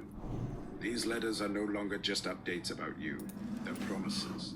I beg you to keep going on this path, because what better request can I make to a friend than one that's for his own good? If possible, try to get away from all the business you've mentioned, and if you can't do that, force yourself to leave it behind. We've already wasted enough time. Now that we're getting older, it's time to start packing up. No one should begrudge us in this decision. We've spent our lives sailing on the rough seas. Let's make sure we die in a safe harbor. I'm not suggesting that you seek fame by retiring. Your retirement shouldn't be flaunted or hidden. I don't want you to think that I'm urging you to consider everyone else as crazy, and then hide yourself away in obscurity. Instead, try to live quietly without drawing too much attention, even though your retirement should still be noticeable. On the other hand, while some people have the freedom to choose whether they want to live in a quiet life, you don't have that option. Your talent and energy have pushed you into the public eye, and so have your writing skills and friendships with famous people. Fame has already claimed you. Even if you tried to hide yourself completely, your past actions will still reveal who you are. You can't stay in the shadows because some of the light from your previous achievements will follow you wherever you go. You can't find peace without making anyone dislike you, without feeling like you're losing something, and without feeling guilty. After all, what would you leave behind that you'd really miss? Your clients? But they're not interested in you for who you are. They're just interested in what they can get from you. People used to seek out friends, but now they're just after money. If an old man changes his will, the morning visitors simply move on to someone else's door. You can't buy important things with small amounts, so think about whether it's better to leave behind your true self or just some of your possessions. I wish you had grown old in the simple circumstances of your origins, without fortune raising you to such heights. Your quick rise to success, your position in the province, your role as procurator, and everything that comes with it has taken you far away from a healthy way of living. Next, you'll take on even more important duties, and then even more after that. And what will happen then? Why wait until there's nothing left for you to desire? That time will never come. Just as we believe there's a chain of causes that creates fate, you can be sure that there's a chain of desires too. Each one begins where the last one ends. You've been pulled into a life that will never bring an end to your misery and servitude. Free your neck from the yoke. It's better to cut it off once and for all than to keep suffering forever. If you retreat to a private life, everything will be on a smaller scale, but you'll find plenty of satisfaction. However, in your current situation, there's no real satisfaction in the abundance that surrounds you. Whether you be poor and content or rich and always wanting more, prosperity is not only greed, but it also makes you a target for the greed of others. And as long as you're never satisfied, you won't be able to satisfy others. You might ask, but how do I step away from all this? Any way you like. Think about how many risks you've taken for money and how much work you've put in for a title. You need to be just as brave in pursuing a life of leisure, or else grow old in the constant worries of prokuratorships abroad and civil duties at home. Living in a state of turmoil with never-ending responsibilities. No one has ever managed to avoid these responsibilities by living quietly or withdrawing from public life. It doesn't matter if you personally want a quiet life. Your position in the world demands the opposite. And what if, even now, you let your position grow even bigger? Everything you add to your successes will only add to your fears. At this point, I want to quote something Macinus said when he was at the height of his power. There's thunder even on the highest peaks. If you're wondering where these words come from, they're in a book called Prometheus. He meant that the highest places are also surrounded by storms. But is any amount of power worth the price of adopting such a corrupt lifestyle to get it? Macinus was a talented man who could have left a great legacy for Roman oratory, but his good fortune made him weak. No, it emasculated him. You'll face the same fate unless you immediately shorten your sails, and unlike Macinus, who waited too long, steer close to the shore. This saying from Macinus could have been enough to finish my letter, but knowing you, I'm sure you won't let me get away with such a simple and low-quality response. So, I'll turn to the teachings of Epicurus instead. He said, you must think carefully about who you eat and drink with, rather than what you eat and drink. For a meal of meat without the company of a friend is like the life of a lion or a wolf. You won't have this privilege unless you withdraw from the world. Otherwise, your dinner guests will only be those whom your secretary selects from the crowded visitors. But it's a mistake to choose your friends in the reception hall or test them at the dinner table. The worst thing for a busy man, overwhelmed by his possessions, is that he thinks people are his friends when he isn't really a friend to them. And he believes that his favors can win friends, even though some people only hate him more the more they owe him. A small debt makes someone your debtor, a large one makes them your enemy. You might ask, don't acts of kindness create friendships? They do if you've had the chance to choose who receives them, and if they're given wisely, not just scattered randomly. So as you start to reclaim your mind, apply this wise saying. Consider that it's more important who receives a gift than what the gift is. Farewell.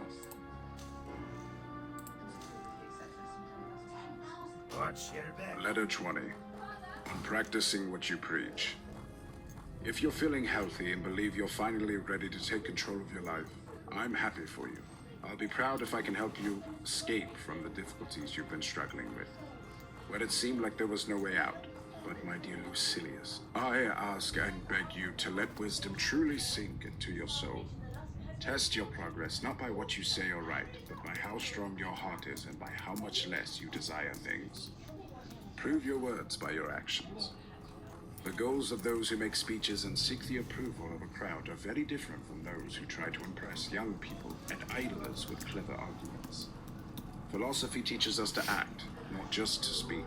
It demands that each person lives according to their own values, that their life should be in harmony with their words, and that their inner life should match all their actions. This, I believe, is the highest duty and the greatest proof of wisdom. To ensure that actions and words are in sync and that a person remains true to themselves in all situations. You might say, but who can keep this standard? Very few, of course, but some can. It's certainly a tough challenge, and I'm not saying that a philosopher can always keep the same pace, but they can always stay on the same path. So, examine yourself and see if your lifestyle is consistent. Are you living in a way that shows harmony between your words and actions? Do you treat yourself lavishly while being stingy with your family? Do you eat simple meals but live in luxurious homes? You should choose one way to live and follow that standard in everything you do. Some people act modestly at home but show off in public. This inconsistency is a flaw and shows a mind that is still unsteady and can't find its balance. I can also tell you where this inconsistency comes from. It happens because people don't really decide what they want. Even if they do make a decision, they don't stick with it. They change their minds and go back to what they've abandoned. So, to simplify the ancient definitions of wisdom and apply them to everyday life, I'd say wisdom is always wanting the same things and always rejecting the same things. You might not need to add the condition that what you want should be right, because no one can consistently want the same thing unless it's the right thing. This is why people often don't know what they want, except at the moment they're wanting it. No one ever decides once and for all what to desire or reject. Their judgment changes day by day, making many people live their lives like a game. So keep going as you've started. Maybe you'll reach perfection, or at least you'll get to a point where you know you're close. You might wonder, but what will happen to my household if I stop supporting it with my income? If you stop providing for that crowd, they will take care of themselves. Or maybe you'll learn through poverty what you couldn't learn through wealth. Poverty will show you who your true friends are. You'll be rid of those who are only seeking you for what you had. Isn't it true that you should love poverty? If only because it shows you who truly loves you. Oh, when will that time come when no one flatters you with lies? So, focus your thoughts, efforts, and desires on being content with yourself and the things that come from within. Leave all your other prayers to God's care. What happiness could be closer to you than that? Bring yourself down to a humble life, and which you can't be thrown out. To help you do this more eagerly, I'll share a piece of advice in this letter right away. Although you might be skeptical, Epicurus once again provides the answer. Believe me, your words will have more power if you sleep on a simple bed and wear plain clothes. That way you won't just be saying them, you'll be living them. I, for one, listen to our friend Dixtrious differently after seeing him lying on a bed without even a cloak to cover him, and without rugs to lie on. He isn't just a teacher of truth, he's a living example of it. You might ask, can someone still despise wealth, even if they have it in their pocket? Of course they can. A great person can see riches all around them, after thinking long and hard about how they came to have them, can smile and know that they belong to them only in name. It means a lot not to be spoiled by wealth. A truly great person can remain poor even when surrounded by riches. You might say, but how will this person handle such poverty if it comes? And I might ask, Epicurus, how would a poor person handle sudden riches? In both cases, it's the mind that needs to be examined. We need to see whether the rich person can enjoy their poverty and whether the poor person would be unhappy with sudden wealth. Otherwise, sleeping on a simple bed and wearing rags doesn't really prove anything, unless it's clear that the person is enduring these conditions by choice, not because they have to. However, it's a sign of a noble spirit not to rush into these hardships just because they seem better, but to practice them so that they become easier to handle. And they are easy to handle, Lucilius, when you've prepared for them through practice. They can even be pleasant because they bring a sense of freedom from worry, and without that, nothing is truly enjoyable. That's why I believe it's important, as I've told you in a previous letter, to set aside a few days where we can prepare ourselves for real poverty by pretending to be poor.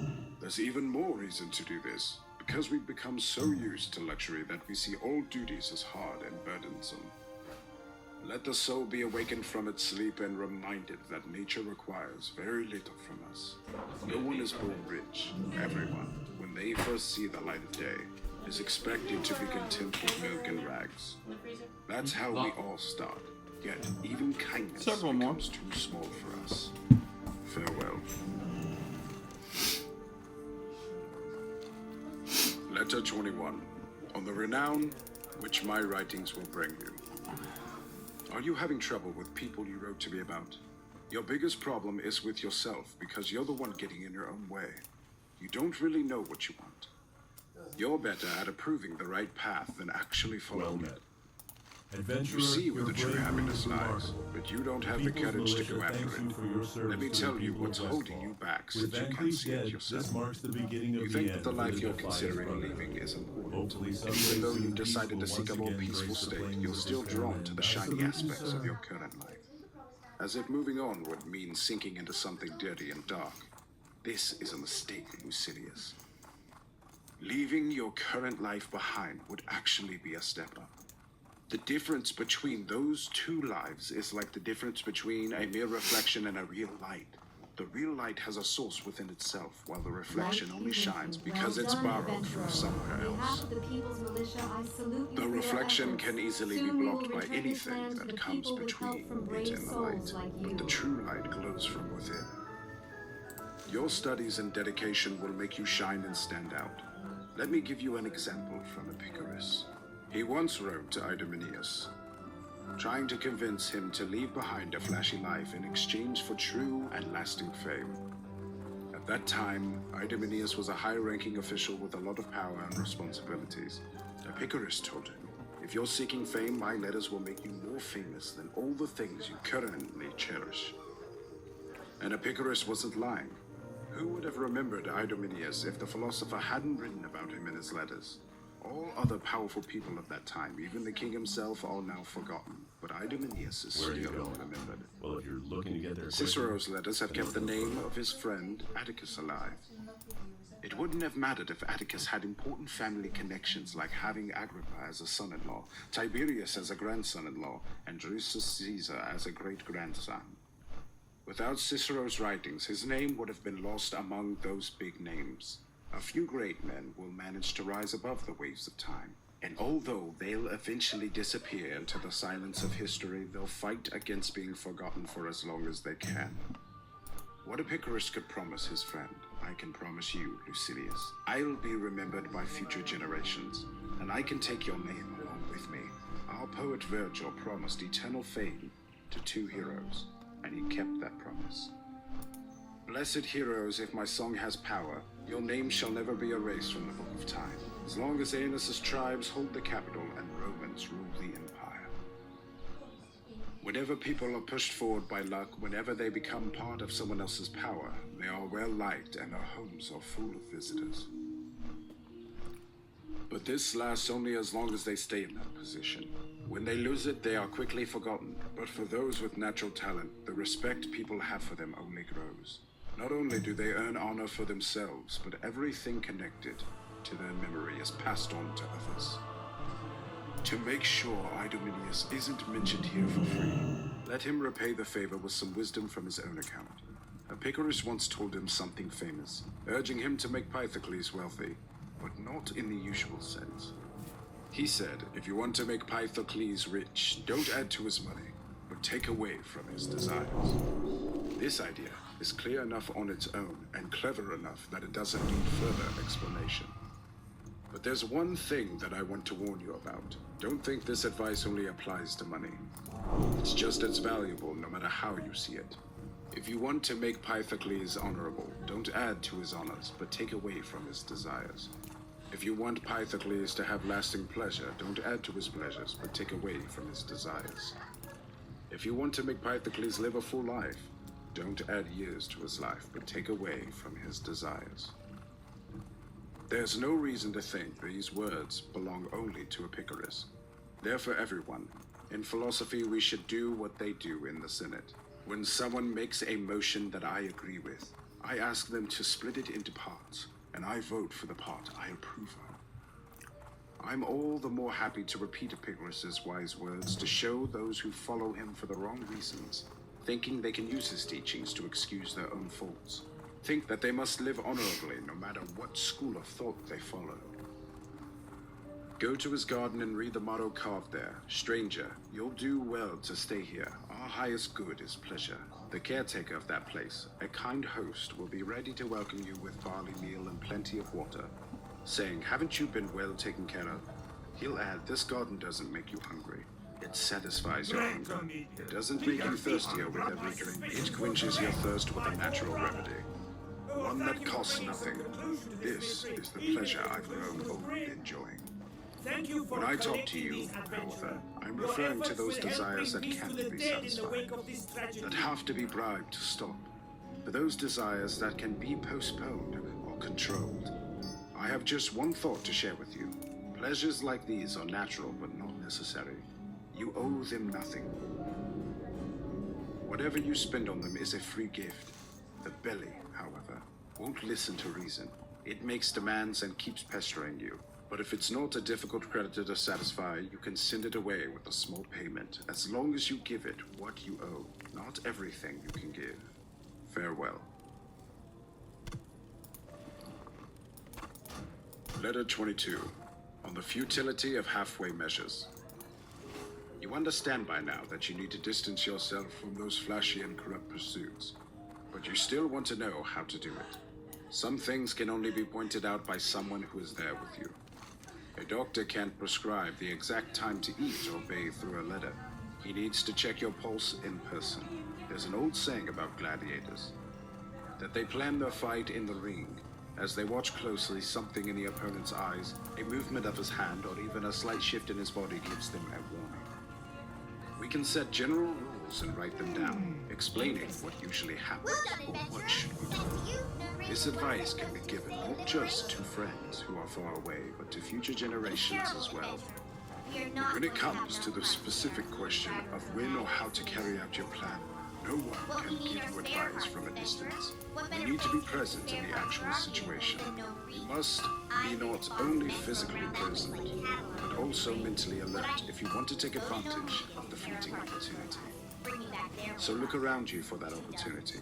If you see it, seize it. And with all your energy and strength, focus on freeing yourself from those business duties. Now, listen carefully to my advice. I believe you should either withdraw from that kind of life or from life altogether. But I also think you should take a gentle approach, loosening the knot you've tied rather than cutting it. Unless, of course, there's no other way to untie it, in which case you may need to cut it. No one is so weak that they would prefer to stay in suspense forever rather than face a final end. Meanwhile, and this is the most important thing, don't burden yourself further. Be content with the business you've already taken on. Or, as you might prefer others to think, the business you've stumbled into. There's no need to push further. If you do, you'll lose all excuses. And people will see that it wasn't an accident. The usual excuse people give is wrong. I was forced to do it. Even though I didn't want to, I had no choice. But no one is forced to chase prosperity at full speed. It means something to stop, even if you don't resist, instead of eagerly pursuing good fortune. Will you be upset if I not only give you advice, but also bring in wiser people than myself to help you? Read this letter from Epicurus that relates to this matter. It's addressed to Idomeneus. Epicurus urges him to retreat as quickly as possible before a stronger force comes between him and takes away his chance to withdraw. I see, Bankley. But he also adds that we shouldn't attempt anything unless the time is right. When the long-awaited opportunity comes, we must act. Epicurus warns us not to be lazy when planning our escape. He tells us to hope for a safe release even from the hardest situations, as long as we are not too hasty before the time is right or too slow when it finally arrives. Now I suppose you're looking for a Stoic motto as well. There's no reason for anyone to accuse the Stoics of being reckless. In fact, they're more cautious than they are brave. You might expect them to say things like this: "It's shameful to flinch under a burden. Face the duties you've taken on. No one is brave and dedicated if they avoid anger, if their spirit doesn't grow stronger with the difficulty of the task." Words like these will indeed be spoken to you, but only if your perseverance has a worthy goal and you don't have to do or endure anything unworthy of a good person. A good person won't waste their energy.